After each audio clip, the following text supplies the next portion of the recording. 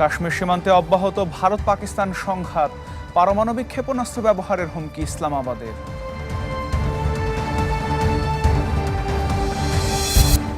অনুপ্রবেশকারীদের ধরতে তৎপর গুজরাট প্রশাসন, বাংলাদেশি সন্দেহে আটক বেশিরভাগই ভারতীয় মুসলিম।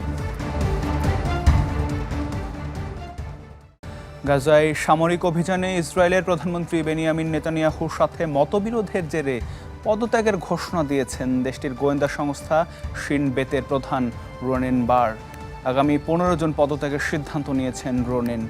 এই সময়ের মধ্যে শিন বেতের পরবর্তী প্রধান কে হবেন তা নির্ধারণ করা হবে। কয়েক মাস ধরে নেতানিয়াহু ও তার মন্ত্রিসভার সঙ্গে দ্বন্দ্ব চলছিল শিন বেতের। এর জেরে গত মাসে ইসরায়েলের নিরাপত্তা মন্ত্রিসভা থেকে প্রধানমন্ত্রী নেতানিয়াহুর সুপারিশে রোনেনকে বরখাস্তের সিদ্ধান্ত নেওয়া হয়। সে সময় তার উপর আস্থা হারিয়েছেন এমন কথা জানান নেতানিয়াহু। কাশ্মীর সীমান্তে টানা 5ম দিনের মতো সংঘাতে জড়ালো ভারত ও পাকিস্তান। রাতভর দুই দেশের সেনাদের মধ্যে চলে বিচ্ছিন্ন গোলাগুলি। এমন পরিস্থিতিতে অস্তিত্ব হুমকির মুখে পড়লে পারমাণবিক ক্ষেপণাস্ত্র ব্যবহারের হুমকি দিয়েছে পাকিস্তান। পেহেলগামে হামলার পর ভারত পাকিস্তানের সম্পর্কে যে বৈরী রূপ বিশ্ব দেখছে তা কয়েক দশকে বিরল। পারমাণবিক শক্তিধর দুই দেশই পাল্টাপাল্টি পদক্ষেপ নিয়ে বাড়িয়েছে কূটনৈতিক সম্পর্কের তিক্ততা। ভারত পাকিস্তান বড় পরিসরে যুদ্ধে জড়াবে কিনা এই প্রশ্ন যখন ঘুরপাক খাচ্ছে বিশ্বে, ঠিক এমন সময়ে বার্তা সংস্থা রয়টার্সকে দেয়া সাক্ষাৎকারে যুদ্ধ নিয়ে চাঞ্চল্যকর বার্তা দিলেন পাকিস্তানের প্রতিরক্ষামন্ত্রী। জানান, পাকিস্তানের ভূখণ্ডে হামলা চালাতে পারে ভারত। আরও বলেন, পাকিস্তানের অস্তিত্বে সরাসরি হুমকি এলে পারমাণবিক অস্ত্র ব্যবহারে পিছপা হবেন না তারা।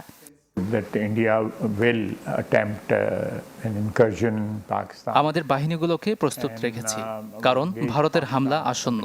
এমন পরিস্থিতিতে কিছু কৌশলগত সিদ্ধান্ত নিতে হবে পাকিস্তানকে। পারমাণবিক অস্ত্র কেবল তখনই ব্যবহার করা হবে যদি আমাদের দেশের অস্তিত্বে সরাসরি হুমকি আসে।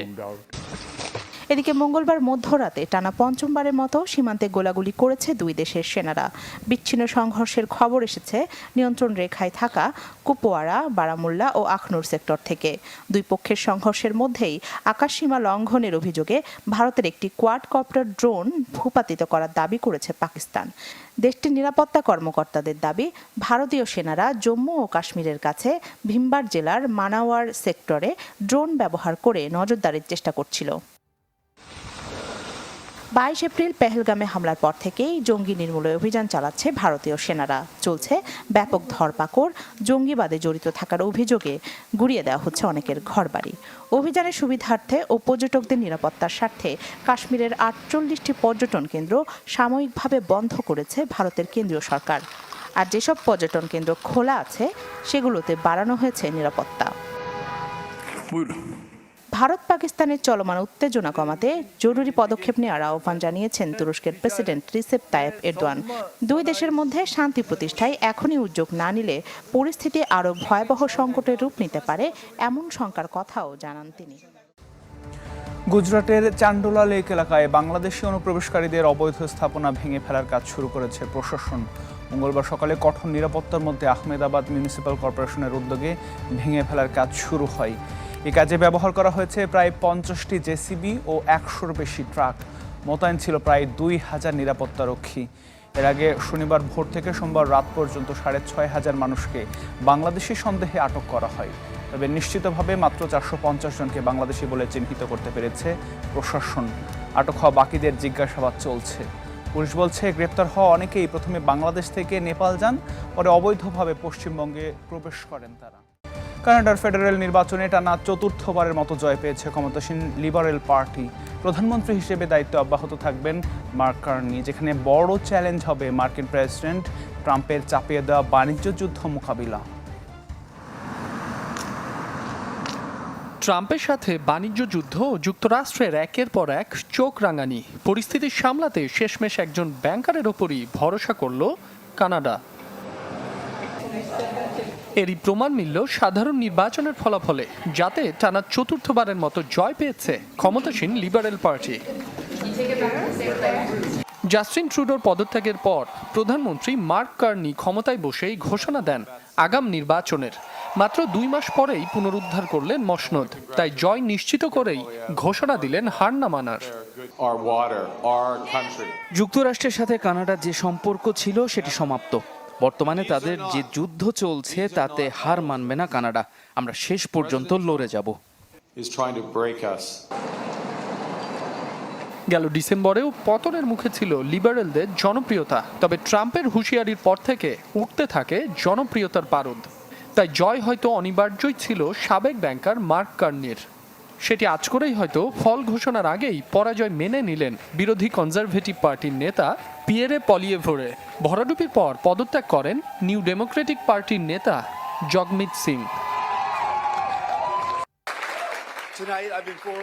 খুব কম ব্যবধানে হলেও কানাডিয়ানদের সিদ্ধান্তে ফের মসনদে বসতে যাচ্ছে লিবারেলরা।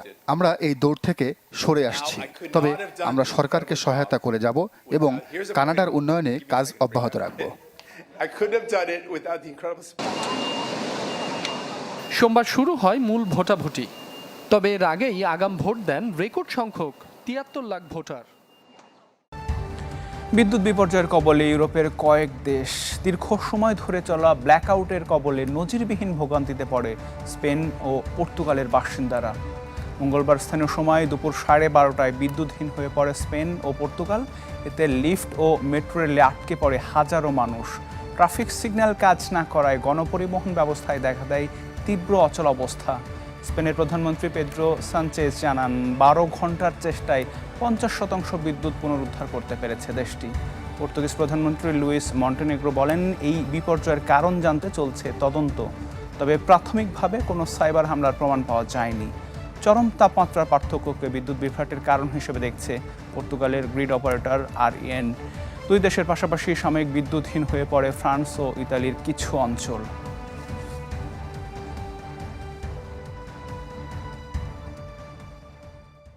2024 সালে বিশ্বের রেকর্ড পরিমাণ সামরিক ব্যয় দেখেছে বিশ্ব।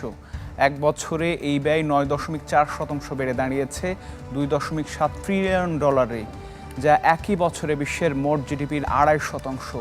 সুইডেন ভিত্তিক গবেষণা সংস্থা Stockholm International Peace Research Institute সিপ্রির সমীক্ষায় উঠে এসেছে এই তথ্য। সোমবার প্রকাশিত এই প্রতিবেদনে বলা হয়, ইউক্রেন রাশিয়া যুদ্ধ, গাজা ইসরায়েলি আগ্রাসন ও দক্ষিণ চীন সাগরে উত্তেজনার কারণে বেশিরভাগ দেশেই বেড়েছে সামরিক ব্যয়। এক বছরে $997 বিলিয়ন ব্যয়ে খরচের শীর্ষে রয়েছে যুক্তরাষ্ট্র। এছাড়া চীন দ্বিতীয় ও ভারত পঞ্চম অবস্থানে রয়েছে। শুল্কের কারণে দাম বেড়েছে মার্কিনীদের জনপ্রিয় খাবার ফ্রেঞ্চ ফ্রাইজের। আলু, ক্যানোলা অয়েল সহ এই খাদ্য তৈরিতে প্রয়োজনীয় অনুষঙ্গের বেশিরভাগই কানাডা থেকে আসায় বাড়ছে দুশ্চিন্তা। তাই খরচ কমাতে চলছে বিকল্প বাজার খোঁজার কার্যক্রম। এবার ট্রাম্পের শুল্কের খড়গ মার্কিনীদের পেট পুজোয়। আলু থেকে শুরু করে ভোজ্য তেল পর্যন্ত সব ধরনের পণ্যেই অতিরিক্ত শুল্কের প্রভাব, যার অন্যতম উদাহরণ সবার প্রিয় ফ্রেঞ্চ ফ্রাইয়ের দাম বৃদ্ধি।